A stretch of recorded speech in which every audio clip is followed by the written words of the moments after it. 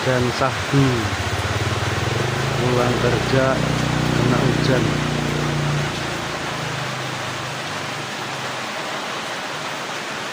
Ini kampung Pringgondani.